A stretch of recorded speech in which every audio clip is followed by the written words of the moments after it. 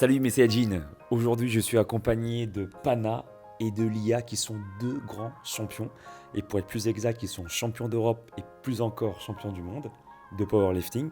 Aujourd'hui on va parler un peu de cette activité là, d'accord. C'est essentiellement du coup de la force pure quoi en gros, si je comprends bien, c'est ça.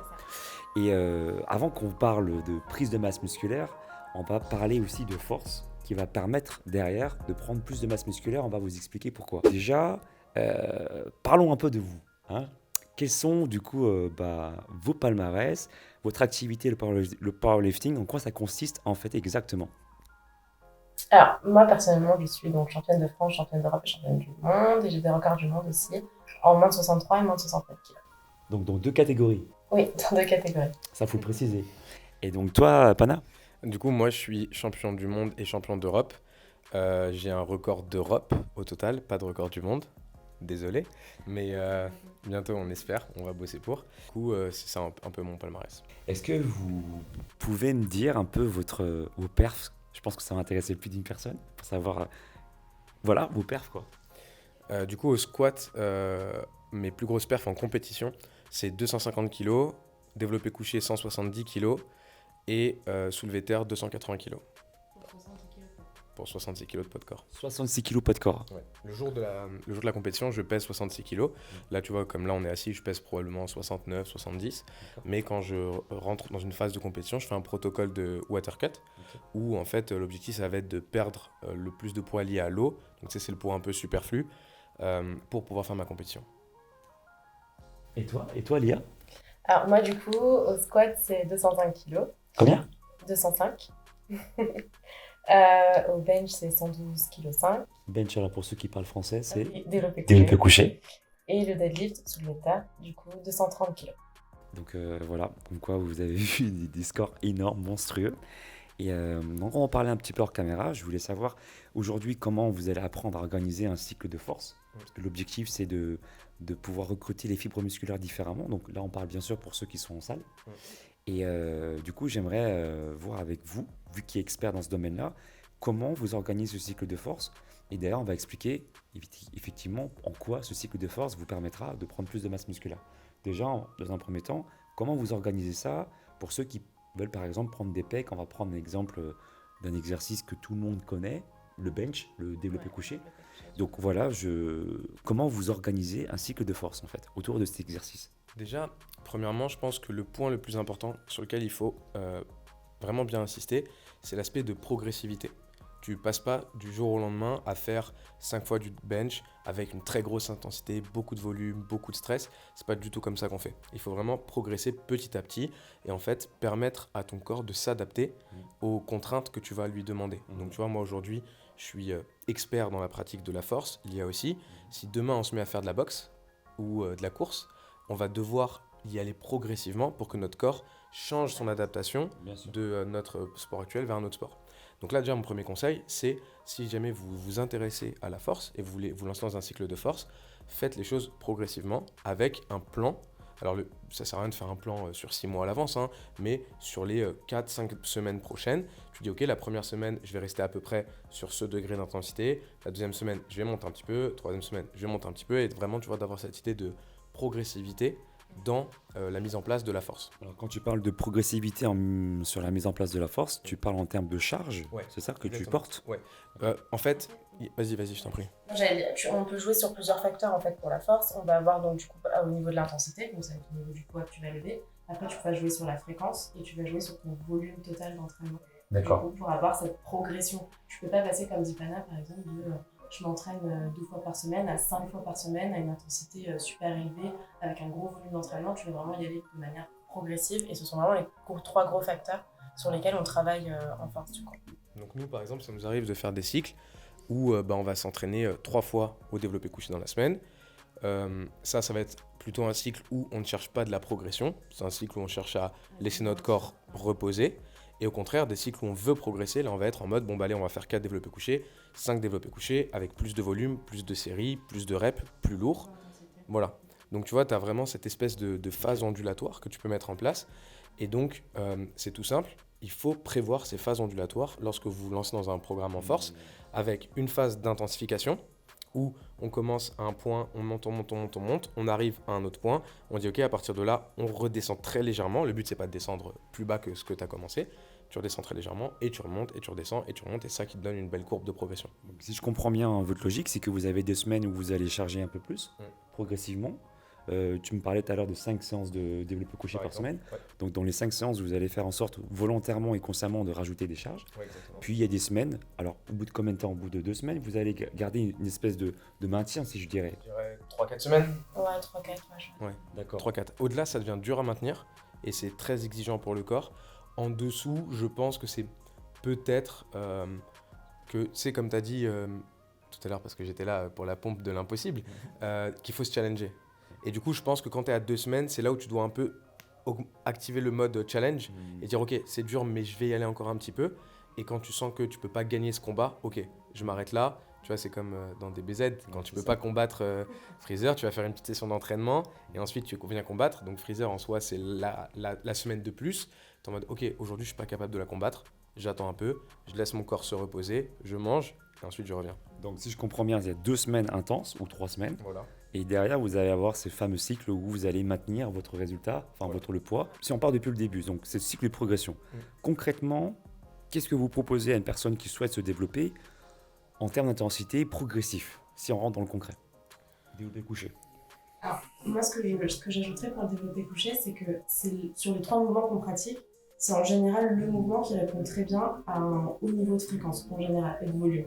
Donc déjà, moi, personnellement, je dirais pas genre d'aller dans l'intensité directement, j'aurais plutôt dit peut-être d'augmenter d'abord un peu la fréquence, puis d'augmenter le volume, à un rapport volume-intensité au fur et à mesure. Je sais pas si tu me comprends. Ouais, je suis complètement d'accord. Les 2 autres mouvements qu'on fait dans notre sport, c'est squat, soulevé terre. Souvent, c'est des mouvements qui répondent un petit peu moins bien à la fréquence, des mouvements qui ont plus d'exigences techniques. Plus de recrutement au niveau du corps aussi. Voilà. C'est plus énergivore, du Ouais, coup. Ouais. exactement. Du coup, le bench, pour le coup, le développé couché, je pense que c'est un mouvement qu'on peut quand même pas mal pratiquer. Dans notre cas, tous les deux. Moi, j'en fais 4 fois par semaine et toi, 5? En fait, tu t'entraînes 4 fois, t'en fais chaque Ouais, entraînement. voilà, j'en fais à chaque Et entraînement. moi, je m'entraîne 5 fois, j'en fais à chaque entraînement. Voilà, parce que c'est un peu l'exercice qui te demande le moins de ressources et qui peut récupérer le plus vite. D'accord, alors moi, je suis à la première séance. Ouais. Je suis sous la barre, je fais quoi? Bah, déjà, on voit d'où tu pars. Est-ce que tu fais déjà du développé couché? À quel niveau? D'accord. Ça, déjà, c'est un premier point. Parce que si t'en fais pas du tout, je vais pas dire ouais, t'en fais 3 fois par semaine. Si t'en fais pas du tout, je vais te dire fais-en 2 fois par semaine. Ce sera déjà pas mal. Si t'en fais déjà beaucoup, je te dirais ok, bah let's go, tu rajoutes 4 séances, tu fais une 4e séance, une 5e séance. D'accord. Donc ça, déjà, c'est le premier point. C'est où est-ce que t'es et qu'est-ce que tu fais de plus. Et je dirais la règle, c'est je rajouterais 1 à 2 séances maximum.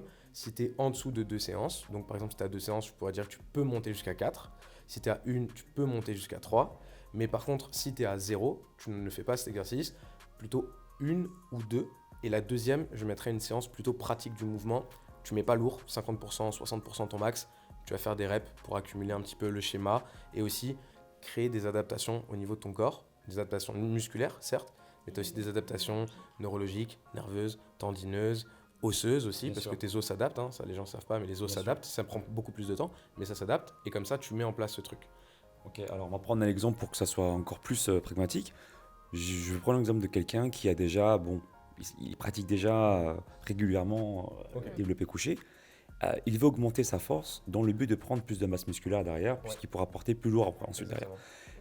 Cette personne-là, vous lui faites quoi? Donc, combien de répétitions vous lui proposez de faire? Le temps de repos? Comment vous construisez en fait votre séance? Je partirais plutôt sur un volume global avant de te dire tu fais tant de séries et tant de reps sur une séance. Ce serait plutôt partir sur un volume d'entraînement global en termes de séries et ensuite de dispatcher selon tes séances comment tu souhaites le faire. Si tu as des séances où forcément tu vas être plus en intensité, donc tu vas faire en général moins de séries et moins de répétitions. Il y a des séries et il y a des séances où tu vas être plus en volume entre guillemets, plus de répétitions et peut-être plus de séries. Donc du coup de dispatcher un peu comme ça. Enfin, moi je procède comme ça en tout cas. Bah, ça c'est plutôt pas mal. En fait, tu as une méthode qui reprend là ce que Lia vient de dire, qui s'appelle le DUP, donc Daily Undulating Periodization. Donc en gros, ça veut dire que chaque jour d'entraînement suit une forme de périodisation. Donc tu vas avoir un jour, par exemple, 3 reps, un jour volume, comme dit Lia, 8 reps, 9 reps, et un jour un peu entre les deux, travail technique, avec peu de reps, mais peut-être un peu plus d'explosivité ou des choses comme ça. Je précise quand on dit volume, parce qu'en musculation, on pense tout de suite à des 20, 30 reps. Nous, on est plutôt sur du 8, 10 reps. D'accord. Max. Tout dépend de la discipline que vous Ouais, pratiquez. nous c'est entre 1 et 10 reps. D'accord. Et quand vous dites... 10 reps, c'est vraiment grand max, quoi. Ok, donc 10 c'est grand max. Quoi. Max, Ok. En général. Quand vous dites un jour 3 reps, Ouais. le lendemain 8-9 pour le volume, c'est une série ou vous en faites plusieurs? En fait, justement, ça dépend de là où tu es. Ok. Là, c'est là où je vais dire que c'est vachement individuel. Je dirais que la moyenne, c'est 3 séries. 3 séries. En moyenne, 3 séries. Ok. C'est vraiment pour moi le minimum qu'il te faut pour travailler. 3 séries, par exemple, si tu es sur ton jour lourd, on va dire tu fais des 3 reps, 3 séries, 3 répétitions, avec une intensité vraiment quand même un peu soutenue. Et là-dessus, en fait, si tu veux, on utilise une formule qui s'appelle le RPE. Donc, pour la faire très vite et très courte, c'est comme, en fait, c'est la réponse à la question combien de reps tu es capable de faire. Donc, tu finis ta série, tu te dis, ok, là, au max du max, mode Kaioken, combien de reps je peux sortir? 3. Okay. Donc, en gros, ça veut dire que ça va être ta règle sur toutes les séries que tu vas faire cette séance. Tu dis, sur chaque série que je vais faire sur cette séance, je vais pouvoir faire 3 reps de plus. Et donc, chaque série que tu vas faire, le poids n'est que la conséquence de cette règle que tu t'es fixée. Et tu as d'autres séances où tu vas dire, aujourd'hui, à chaque fois que j'aurai fini, voilà, je peux rien faire de plus, mon max. Et ça, tu peux le faire sur toutes tes séries. Tout comme tu peux être en mode, à l'inverse, aujourd'hui, je vais être très conservateur. À chaque fois que j'ai fini ma série, je dois pouvoir faire 5 répétitions de plus. Et là, tu vois, on va être sur une intensité beaucoup plus faible. Et du coup, c'est ça le DUP. Tu peux dire, jour 1, je vais faire ça, 3 séries, 3 répétitions. Et quand j'ai fini, je peux faire 3 reps de plus, pas une de plus. Jour 2, au contraire, ça va être un jour vraiment léger, volume. Attends, donc ça veut dire que tu t'arrêtes à 3 reps, mais que tu pourrais potentiellement en enchaîner encore 3. Voilà, chaque fois. Exactement. Pour chaque série. Pour chaque série. Le but, c'est pas, quand tu fais des cycles de force, c'est pas tout le temps d'être à ta limite sur toutes les séances. En fait. Tu t'accordes une marge Exactement. de manœuvre, de sécurité et de confort. Ouais. Ou sur les 3 séries de 3 répétitions dont tu me parlais le premier jour. Ouais. Donc, avec cette charge, on va dire, c'est quoi la méthode? RPE. RPE. Donc du coup, si je comprends bien, c'est 3 séries de 3 répétitions, mais pas répétition maximale. Non. Mais où tu sens que tu peux encore, si tu avais encore envie de le faire, tu pouvais en faire 3 de plus. Quoi, exactement. Pour chaque série. Et en fait, la règle, c'est toi qui l'as créée. C'est tu peux dire, je vais faire, quand je termine, je dois pouvoir faire 2 reps de plus. Tu peux dire, quand je termine, je dois pouvoir faire 4 reps de plus. Quand je termine, je dois pouvoir faire 1 rep de plus. Et tu vois, en fonction du degré de difficulté que tu as choisi et aussi du nombre de répétitions, tu vas avoir des séances plus ou moins challengeantes. Et après, l'avantage, ça, c'est que tu vois ce qu'on disait au début, à la base, tu peux créer ce programme en disant, ok, là, je vais faire ça, là, je vais faire ça, là, je vais faire ça. Et tu peux mettre une forme de progressivité en place où semaine 1, tu vas te laisser plus de marge que semaine 2, où tu vas te laisser un petit peu moins de marge. Semaine 3, c'est la semaine la plus intense. Et après, on redescend. Et voilà. On peut quand même jouer sur le volume en termes de série. Donc, par exemple, tu peux commencer par un 3x3 la première semaine. Puis peut-être la deuxième semaine, tu vas te sentir de faire un 4x3 et puis après un 5x3. Donc, tu n'as pas forcément changé la charge, mais tu changes ton volume. Le volume et t'encaisses beaucoup plus intense. D'accord. Et du coup, ça va créer une adaptation qui va faire que au fur et à mesure de ton bloc, en fait, tu avances en augmentant ton max. Donc là, si je prends ton exemple, ça veut dire que sur une première semaine, on fait du 3x3 en se laissant une petite marge de manœuvre entre chaque série. Vous faites ça pendant une semaine complète. Ouais. Avec le même exercice. Exactement.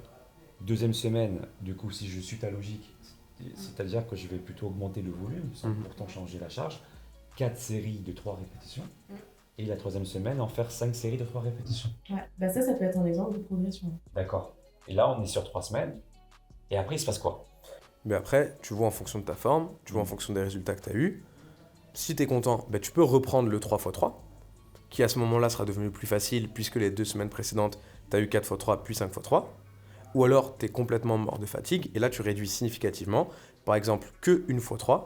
Et à côté, pour le volume manquant, tu peux faire d'autres exercices qui vont moins solliciter le schéma sur lequel tu sens que tu as besoin de récupérer. Prends l'exemple du bench, développé couché. Par exemple, tu peux faire des haltères. Donc, tu fais une série de x3 à la barre et après, tu fais des haltères. Ou alors des machines pour les pecs, ou alors des pompes. Mais avec quelle charge, quelle intensité? Là, du coup, pour le coup, ça va être vraiment des intensités plus modérées, tu vois. Ça va être beaucoup plus modéré. Surtout si tu veux t'éloigner un peu du schéma sur lequel tu as le plus de fatigue. Donc, en gros, tu fais une vraie série de force. Voilà. Et derrière, après, tu Et t'amuses derrière, avec voilà. de l'hypertrophie. Voilà, ce genre de exactement. choses. Avec, mais là, tu peux vraiment prendre, tu sais, le truc typique, 8, 12, 12 reps sur Voilà. des intensités légères. Là, tu Ok. peux prendre le typique parce que D'accord. tu es sur cette phase de transition, de Transition, récup. Ok, cette phase-là peut durer en fonction des gens entre Ouais, je dirais 1 à 2 semaines. 1 à 2 semaines. Ouais. Et après, vous reprenez Et le après, tu schéma. repars. D'accord. Moi, je voulais aussi insister sur un point très important en physiologie. Donc, pourquoi c'est intéressant de travailler sur ce type de force? Vous me dites si ce que je vous dis est juste pour vous. Moi, de ce que j'ai appris aussi, c'est que le cycle de force vous permet de recruter en fait plus d'unités motrices, si j'ai bien appris mes leçons. C'est bien ça. Et donc, en gros, pour ceux qui ne savent pas de quoi on parle, les unités motrices, c'est que vous allez, en gros, pour faire simple, vous allez recruter plus de fibres musculaires que dans vos pectoraux, par exemple. Et donc, pouvoir, quelque part, être plus puissant. Parce que pour le coup, il y a plus, si vous voulez, c'est comme si vous pouvez imaginer plein de faisceaux, là, comme ça. Et donc, du coup, vous avez plusieurs faisceaux qui s'éliminent, comment dire, recrutés pour le même effort physique. C'est ça. Mhm. C'est quelqu'un qui n'a pas beaucoup de force, c'est quelqu'un qui, c'est pas qu'il n'est pas musclé, c'est qu'il ne recrute pas beaucoup de fibres musculaires. Est-ce que on est dans le juste là du coup Ouais. ce que je vous dis? Il y a les fibres et aussi le neurone qui jouent. C'est à quelle vitesse tes fibres sont capables de se contracter. Donc, tout ce qui va être force, qui va jouer aussi. Et ça se travaille, c'est une adaptation nerveuse.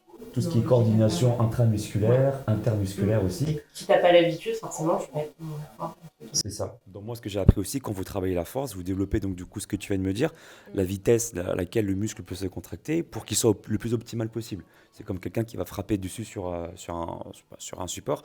La vitesse de contraction à laquelle ces muscles vont se contracter, ça impacte également la puissance. Du coup.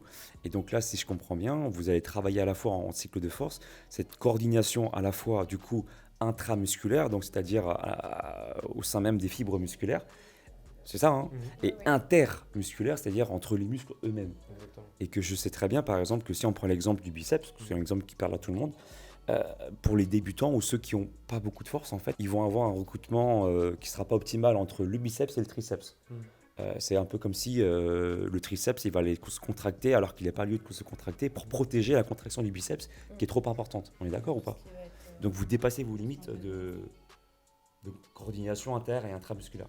Ouais, après, en fait, si tu veux, ça, je pense que évidemment, c'est un débat très intéressant, mais c'est un débat pour les coachs, les scientifiques, ceux ceux dont c'est le métier de s'intéresser à ces phénomènes.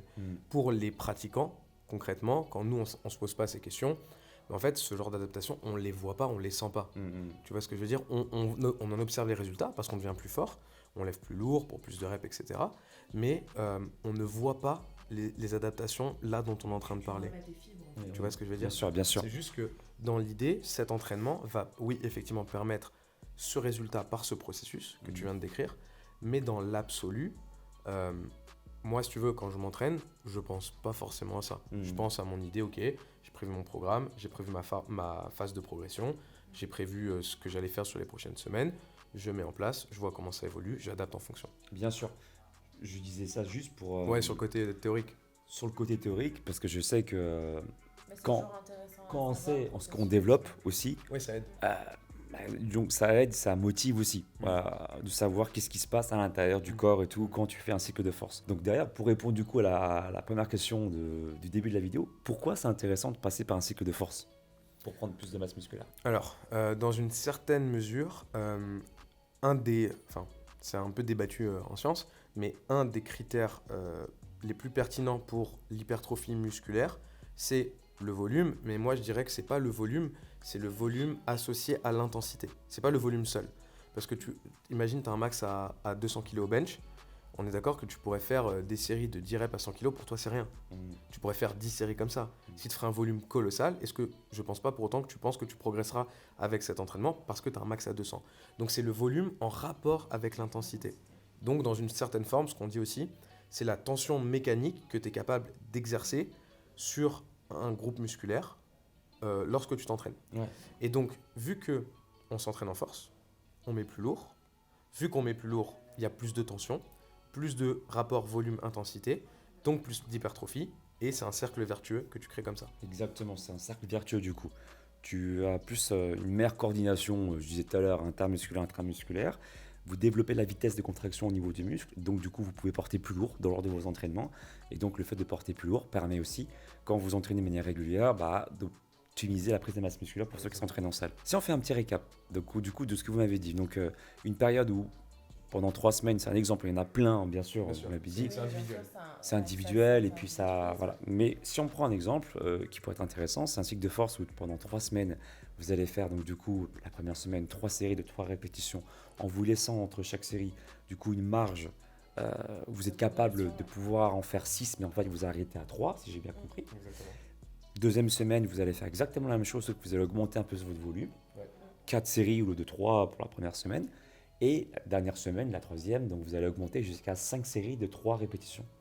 Ensuite, derrière, vous allez avoir une phase où vous allez maintenir, où vous allez un peu décompresser en termes pour reposer un peu le système nerveux, si je comprends bien. Donc, tu m'avais proposé tout à l'heure, si j'ai bien entendu, une série, mais tu donnes à fond en force. Par exemple. Et derrière, tu vas travailler avec d'autres exercices sur le même groupe musculaire, mais plutôt en hypertrophie, où on va rester sur des répétitions plutôt classiques, sur du 8, 12, Ouais, 15 répétitions. C'est bien ça. Ouais. Et derrière, repartir encore. Après, ça dépend des gens, mais vous m'avez proposé, par exemple, Après, une semaine. On est parti sur du 3 rêves, mais ça peut être très bien sur du 2 rêves, du 5 rêves, du. On s'entend bien. Ouais, voilà. D'accord. C'est pour qu'ils aient un exemple en fait de force. Donc si vous faites ça, vous allez recruter en même temps donc du coup les fibres différemment. Ce qui est le plus important finalement, c'est de varier aussi les plaisirs quelque part. Bien sûr. C'est chiant d'avoir quelque chose qui est tout le temps, je dirais, monotone, sans développer autre chose, d'autres, je dirais, facultés.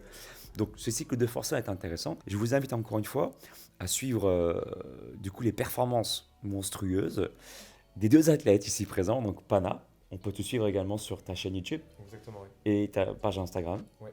donc qui s'appelle The Panache. The Panache.